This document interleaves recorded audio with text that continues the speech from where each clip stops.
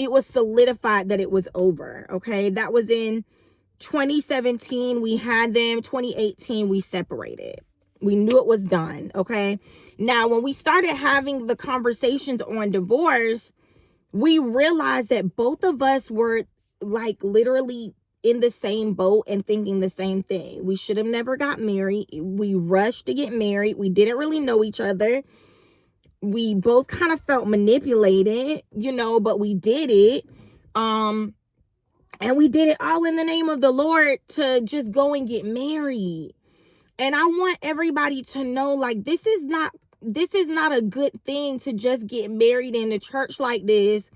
People are manipulating and putting people together. And then when you leave the church, this is what I want to say. When you leave the church and you no longer have that covering, that's when it gets really, really like crucial, because it's like, yo, we don't have this covering no more. We don't have these people manipulating no more. We don't have this kind of hold to each other anymore. So now what is it next? It's the day that the Lord has made.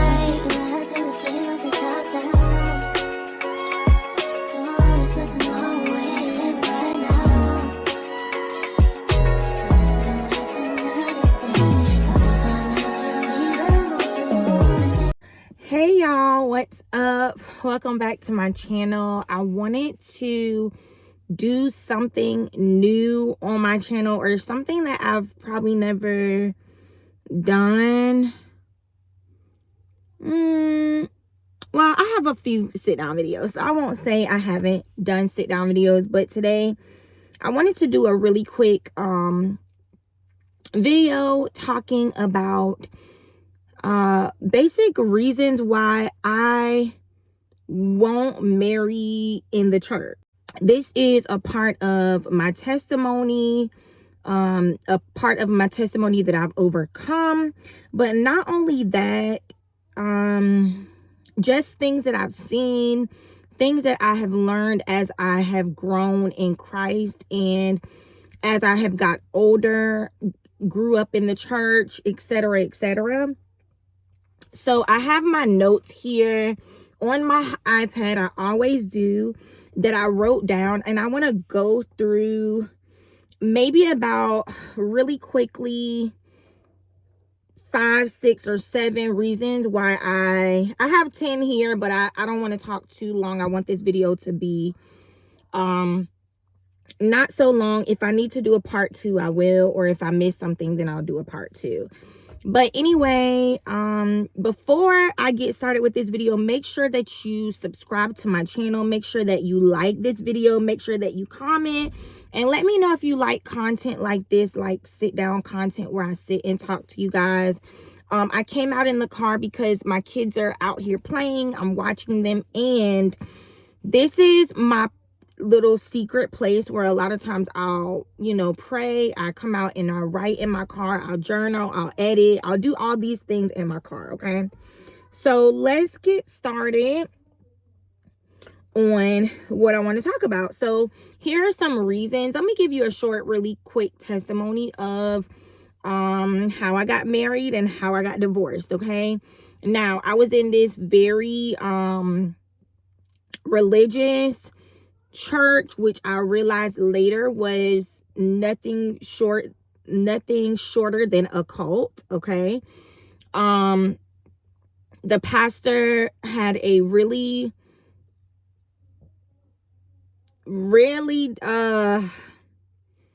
Jezebelic type spirit, where she had to be in control about everything. And that should have, as I've grown older now, I realize that I don't believe in women pastors. I believe in women pastors. Okay. I believe that women can be called to preach, but I don't believe that a woman should be over a church and over her own husband. Okay. So that is my view. If you feel differently, leave a comment. Okay, so those are my views when it comes to that. Okay, now, I met my ex-husband maybe 5 minutes, okay, through a mutual friend. And we didn't get to know each other really that much before we started kind of talking and whatever. But we quickly started I quickly started inviting him to the church that I was going to. And like I said, I didn't really know any that much about him. Okay. We knew only through mutual friends. And then I just started inviting him to church. Okay. So once I started inviting him to church, the pastor started giving him things to do. Like as soon as he got there was no trial run, there was nothing. She just started giving him things to do, and pretty much he became a deacon in 2 months. Okay. I might be a little bit exaggerating, but that's the way it felt. Like it was so fast. Like, and then all of a sudden it was, you guys need to get married. Okay. For the sake of ministry, for the sake of, because at the time I was praise and worship leader, she was saying that he has a ministry, and it was like immediately, you guys need to get married. Did we think about this? No, we did not. We just automatically listened to the person because this is the person that is supposed to be hearing from God, right? And so because that's your covering at the time, you're putting your trust in that person, not realizing, listen, this is something that I need to go to God for myself. And this is what many people in the church do. They let people put them together in relationships, and then not even knowing that if they are compatible to each other before they start like talking about marriage. Okay. Now, I don't believe in long courtship. I don't believe in over a year, over 2 years long courtship. But now that I have been married and divorced, I realize that it is very crucial to understand and know somebody in every season. Okay. In every season of life, whether it be sickness, whether it be financial hardship, you broke, okay, for a season, whether it be like, because you need to know who the person is and what kind of character they display. I understand that a lot of people, we want to live the Bible out, but the thing is that those were the Bible days, and now we are in the 2000s. We have to understand that people just aren't the way they used to be. The world is not the way it used to be. And we're not just marrying only for a business thing situation or a ministry type of situation. This is the person that you're going to spend the rest of your life with. This is the person that you're going to have children with. This is the person that you have to lay with for the rest of your life. You understand what I'm saying? So it's like we have to like be smart about what we're doing. So long story short, we got married very quickly. Very quickly. Okay, we got married very quickly. It was probably about 4 months into us talking, and like I said, it was like the church was like the center of our relationship. We didn't like go out on dates. We didn't date a lot. Like the only thing we did outside of church was go work out. That was it. Okay. We didn't do a lot. We didn't have like long late night phone calls and getting to know each other, because he was the type that he'd go to sleep early. Okay. And he's still like that. Okay. So we didn't have that. So long story short, I tried to end the relationship more than once. The pastor was like, no, you don't need to end it. This is not for you to end it. And then some kind of way she would bring the Lord into it, and it became manipulation. The only smart person in this equation was his mother. And I noticed that over the years, that at the time, the only smart person in the whole equation was his mom, because she kept saying, why are you guys getting married so fast? Why can't you guys wait? Why? I think that you guys can be engaged and wait a year. And I wish that I would have listened, but it was the ministry. Oh, the pastor talking about our ministry, our ministries, our ministries. It was just all talk about ministry, ministry, ministry. that we thought about, you know, like is the Lord going to be accepting of our ministry because we're doing this long dating? And at the time it became ultimatum. It's either you guys step down from ministry or you guys get married. And at the time I was younger, you know, we were both younger. I should have stepped down. I should have just stepped down. So we went ahead and we got married, okay? And I'm giving you guys the fast, short version. It was a lot that happened in the mix, but I'm giving you guys the shortest version that I can give you. Oh, this is the lady dropping off my groceries. Sorry, hold on. Thank you. All right, y'all, back. I'm back. So we ended up getting married. And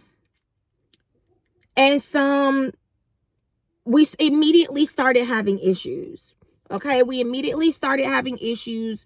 We got married. We didn't have a place to live when we got married. We immediately went and moved in with his mom. And that went how as well as it could, you know. His mother only has one child, so he's the only child, so you know how that transition is, okay? Now, we went into that. We didn't have a place to stay, which was really, now that I'm looking at it, it's like, yo, what were you thinking? Okay.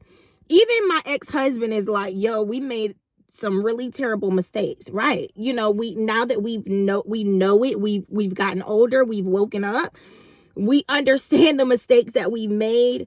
It's no knock to him. I respect him very much. We have a very good relationship as friends, crucial for our children. But yeah, like we went into that. But the relationship started to, it got bad fast, okay? It got bad fast. Like, the only thing that really kept us together was this church, okay? Because when we would fight, they would say, oh, let's have counseling. Let's have counseling. Then we would go in counseling. And then one thing that I started to notice is when we would go to counseling, it was like, either a submission type thing or a bashing, okay? And one thing that I really didn't like is that the pastor was always in the middle of our marriage. She would call me and talk to me about what was going on in our marriage. And I would try not to like tell her too much, but then she would call my ex-husband on the side and she would have conversations with him without me being aware. And at the time, I didn't know that she was planting seeds of confusion in the marriage because she would tell him things about me. And it would plant seeds that he would feel ways against me, okay? And I found it out later, but this was the person that was planting seeds and actually destroying the marriage, but then trying to keep the marriage together in the church at the same time. It was very Jezebelic. It was very manipulative. It was very controlling. So long story short, we ended up moving out of state. My ex-husband, he went into the army. We ended up moving out of state. With moving out of state, we could no longer be in the church. Okay. And this is what I want to, this is where the testimony ends, but it gets very, very good. And this is the reason why I'm even making this video. Okay. Because over the last couple months, I've been seeing this thing blow up over the internet, and I want to like have a conversation about it. So after we moved here, of course we weren't at that church anymore. So it was like the little personality issues that we were dealing with when we were back in our old state, it could be umbrellaed because we would then go to church and then try to deal with it like, oh, okay, it's whatever. And then when we would leave and go home, it's me and you again, and we, fussing and arguing. We're just not compatible people. Then when we moved here and we didn't have that church over us, right? All hell broke loose, okay? Now, I want to say, even about kids, let me go back. When we first got married, I had already had a daughter. We both said, because he was the only child and we were both very comfortable with not having any children. And I think we even talked about that right before we got married. Like, we don't have to have kids. Like, I'm good not having kids. And he was good. Like, one is cool. He was good with my daughter. And it was the pastor that was saying, oh, you can't do that. You can't not have any children from your husband. That's wrong. He don't have no kids. You need to give him kids. So that's the reason why we had our first son, right? And then when we got to Georgia, I believe that we did have one counseling session with them, or maybe another pastor, and we were trying to make our marriage work, but pretty much we knew that it was just not working. We were trying. I was over it, but I think he had already kind of like clocked out. And I was over it, but I think as a woman with children, I was still just trying to make it work, because listen, I got 2 kids. I got one by him. I'm just trying to make this work, and we had another marriage session, and that's how we ended up getting pregnant with our twins, because we were just trying to make our marriage work. Had a surprise pregnancy. And it was literally when we got pregnant with the twins, we knew it was over.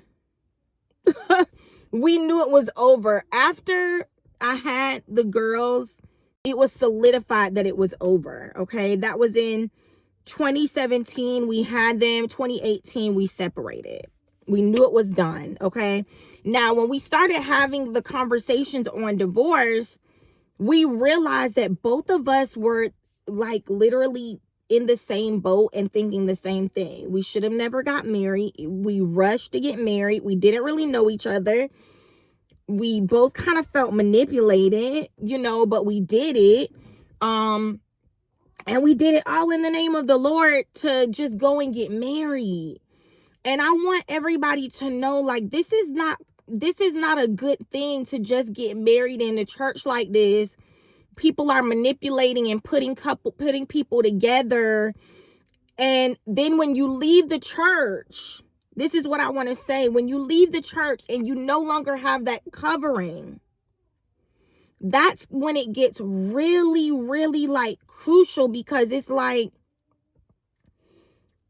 yo, we don't have this covering no more. We don't have these people manipulating no more. We don't have this kind of hold to each other anymore. So now what is it next? Because were we ever really in love with each other? Did we ever really want to be here? Did we ever feel the need like that we were connected, or that we, and when we left that church is when we opened our eyes and realized, yo, to be married to each other, we really don't want to be here. And so let me say this. I wanted to give a couple reasons why you just shouldn't just only think about getting married in the church with somebody, because after ministry, what is there?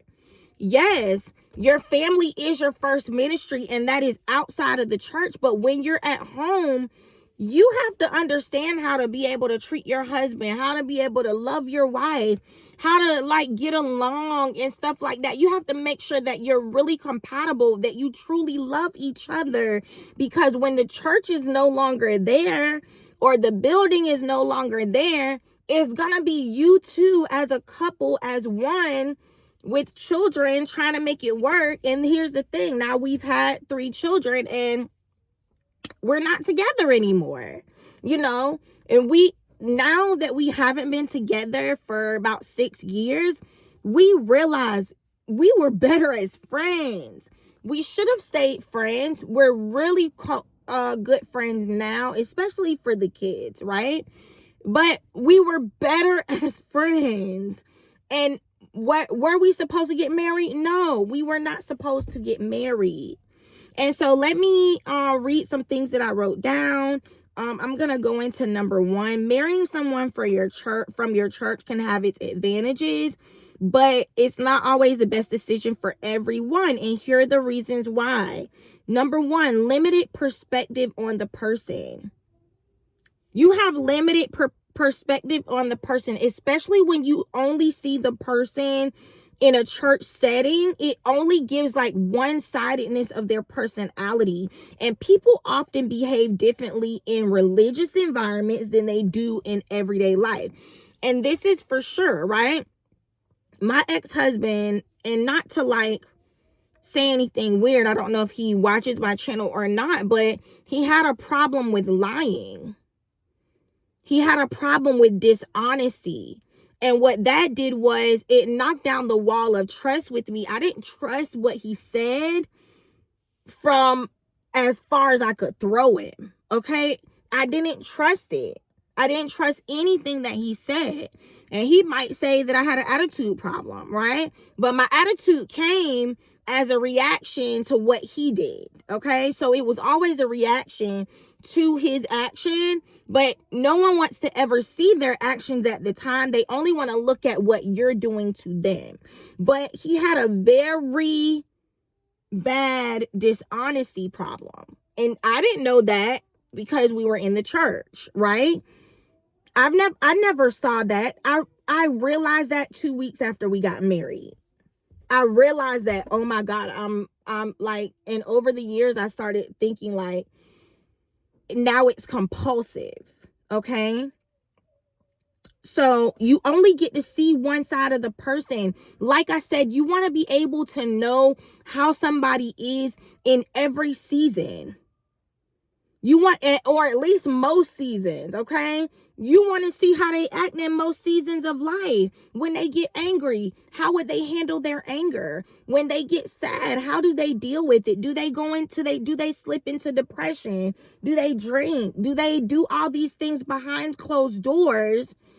So you just have to try to know the person the best you can know them. And I mean like outside of church. Okay? And then number two, pressure from the congregation. It says church communities, sometimes they encourage you or pressure relationships within the group, which can lead to rushed or forced decisions rather than genuine compatibility. Please make sure that you are compatible with each other. Make sure that if the church don't be here tomorrow, that you will still love your spouse and not leave your spouse even outside of this church. Because a lot of the times the church keep you together. And then when the church is gone, it's like, what we supposed to do now? You looking at the person like, I don't even really like you. I'm just dealing with you from the church. Or we look good together when we go to church. You know, people looking inside and out and thinking that we got this good relationship. I can put you on social media and be like, look at my man, look at us dressed. You know, we wearing the same colors. We walking hand in hand at church. We doing all these big church things. But then when we get home, we absolutely hate each other. Number three, spiritual compatibility does not equal relationship compatibility. So just because you two are, you share the same faith, you're compatible, meaning you have the same values, goals, emotions, maturity in Christ, and stuff like that, that does not mean that your marriage will be healthy with each other. That doesn't mean that, because the same spiritual relationship that you can have with this person, another person could come along and you be like, oh, he's so deep. You know what I'm saying? We have to stop looking at only that.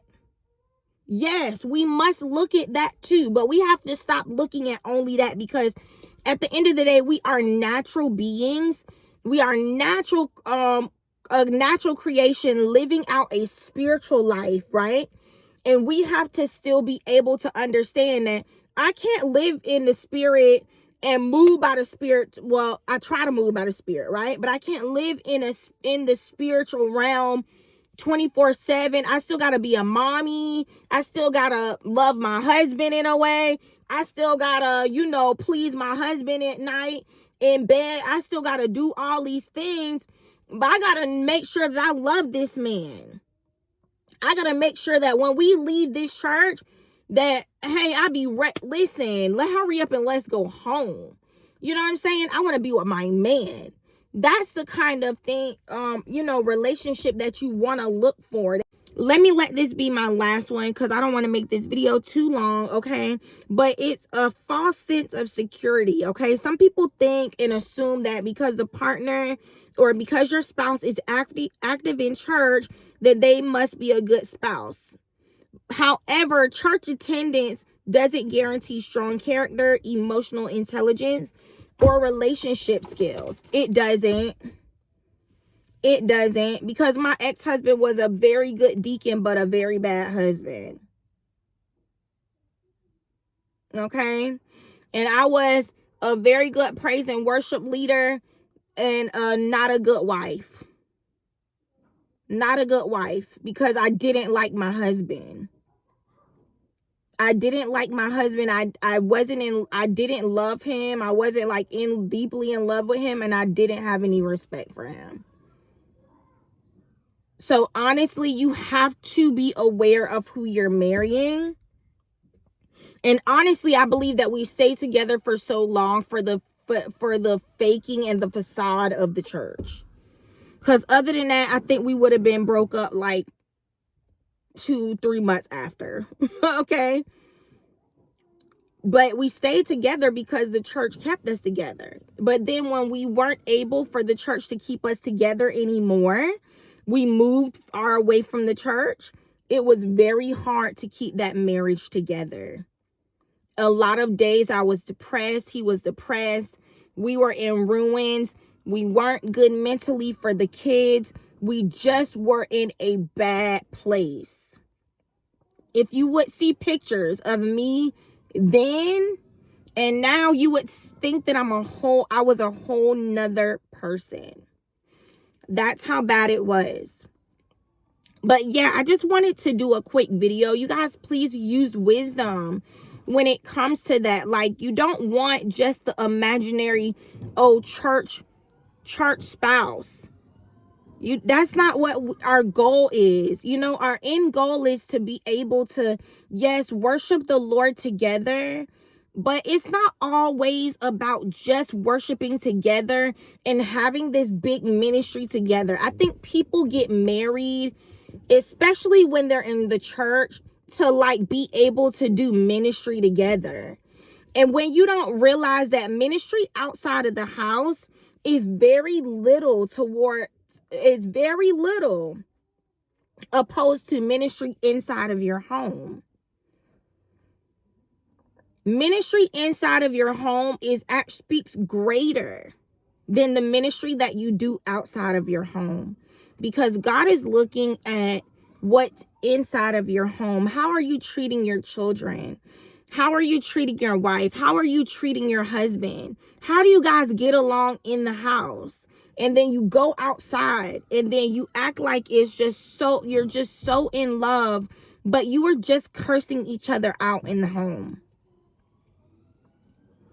And then a lot of preachers, and I'm going to say this and be honest, a lot of preachers and pastors, what they do is they go to church and they hold hands. They pretend like they're so in love, and they know that they hate each other when they get home, but they make themselves relationship goals, knowing that they have a whole relationship that is fake and false.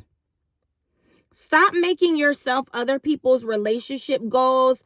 It's one church. It's a church that I used to go to. I'm not going to say the name. If you want to know the name, you could ask me. But I used to go to this church. And I left this church for this very reason. All they do is get married, put people together in the church. They get engaged. Engagements go viral online. And these people are living in hell. Because every Sunday, you got the pastor talking about how They have to constantly run interference in people's marriages because they want to divorce. They want to leave each other. That everybody always needs marriage counseling and stuff like that. Because you as the pastors, you have made yourselves relationship goals. The women in the ministry want to look just like you. The men in the ministry try to look just like the apostle. They try to model their marriages behind these people that they even go. This woman has 6 kids, and at one point they used to be like 6 under 6 or something like that, or 7 under 6. I'm not sure. 6 under 7, I don't know, something like that. But it's like every time someone gets married in that church, they immediately get pregnant. It's like they don't try, and that's their thing. But I'm saying that they do this because this is what their pastors said that they did in their marriage. They got pregnant on their wedding night, and after that they've been pregnant every single year and popped out 6 kids, and all the members try to do that. And I've even seen, if they're not getting pregnant right away in the first 2 or 3 months, they're literally running up there for prayer, and the pastors and them are praying for them, praying for their wombs, praying. Like, after 3 months, you ain't even gave yourself enough time. That's me, right? That's just my opinion. After that many months, first of all, you're still newlyweds. Like, love each other, get to know each other. You know, you want to have a baby, wait 6 months. Spend time with just your husband. Spend time with just your wife. Why are y'all running to have a baby so quick? And I'm talking about, these are young people, like in their 20s. Like, live life. Kids will come. And if the Lord does bless you with a child right then that's good. But most of the time I've seen that these women are shamed because they cannot get pregnant. And then they're up there, they're getting prayer. They're shamed. They are shamed because they don't get pregnant right away, or they've miscarried, or this happens, or that happens. And I'm just, I used to, because I was in the church for so long, I did, at one point I was saying, oh, well, maybe it is something wrong with them. Maybe it's demonically influenced that they miscarry and stuff like that. And yes, that can be, but also, it's not always that. It's not always that. And so that's all I want to say, guys. Let's just be mindful and really, like, know who you're marrying, and not try to be so, like, in a rush to be married, but just love on the Lord and let him do it. Like, let him do it. I understand that a lot of us are single. We want to be married. We want to, like, be with our spouse, and but when I understand that when we love on God, he knows what's best for us, and he'll do it in his own timing. Don't allow anybody to rush you. Don't allow anybody to make you move faster than what God wants you to move. Because a lot of times when we move faster than what God wants us to move, that's when we end up messing ourselves up. That's when we end up making mistakes, And my children are not a mistake. Like, I absolutely love every one of my children from my ex-husband, and he loves them too. But we realized that our marriage was a mistake. It wasn't what it was supposed to be. Yes, we did get divorced off of biblically divorced. No, we didn't just separate because he was lying or we didn't get along. There was cheating that was happening. There was dishonesty, of a lot of cheating. Okay. That was happening. And so, after you just can't trust anybody anymore, you just can't make things work that are just at the end of the day, I'm a realist, okay? And yes, I get that you can forgive people for anything, and if that's your portion to forgive, then that's really good, and God bless you, you know, that you were able to forgive and then kind of like reconcile your marriage. I wasn't in the point where I could reconcile something that wasn't supposed to be anyway. And so when cheating was going on, I also think about my health, and I think about the health of my children. But not only that, if you're out, you know, sleeping with other women, there's no way that you'll bring anything to me. Okay. I just am that type of person. My mother was an RN for 32 years. And I remember her coming home, and this is the last thing I'm going to say, guys, and I'm going to end this video. I remember her coming home and telling me one time that even when you're married, you have to be careful of who you marry and the kind of man you marry, because one of her friends that was, or colleagues that was working at the job with her, was married to her husband for 33 years. And he came, and you know, he had she came to the doctor and had found out that he had given her HIV after 33 years of marriage, and you trusting someone so much. And so me, God forbid that I'll ever be a statistic of like that. So I always say that my health is important, because I have to be here to take care of my children. And if I have someone that's running around on me, it's no way that you can, number one, love me, and it's no way number two, that I actually love myself enough to stay with that. So yeah, that's all, guys. I just wanted to make this quick video. I guess it's also a testimony too of how I fell into that issue as well. And I just want other women and men to be careful and look at the spiritual, but also look at the person, look at the natural, do background checks, do what you got to do, okay? Because everybody is not who they say that they are. And we have to be smart, especially in the kingdom. Yes, the Lord gives us the Spirit of God, but he also gives us wisdom that comes with the Spirit of God. And in the Bible, I believe it's in Psalm or Proverb. I believe it's in either Proverb, that the Lord gives us wisdom. All we have to do is ask for it, right? So I'll talk to you guys later, and I'll see you in the next one. Hopefully I'll start doing more chatty videos if you guys like this kind of video. But again, I'll talk to you guys in the next one. Bye, and God bless you.